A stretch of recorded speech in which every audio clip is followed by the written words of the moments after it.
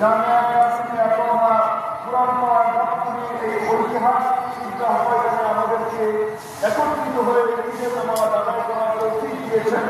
সেজন্য বলছি আলহামদুলিল্লাহ।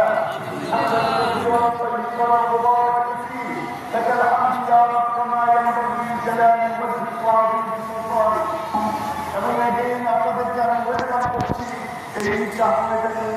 আমাদের মধ্যে মেহমান রয়েছেন, আমরা সবাইকে আমরা ওয়েলকাম করছি। আমরা বলছি আহলান ওয়া সাহলান ওয়া মারহাবা, ঈদুল মুবারাক, কুল্লু আম ওয়া আনতুম বিখাইর।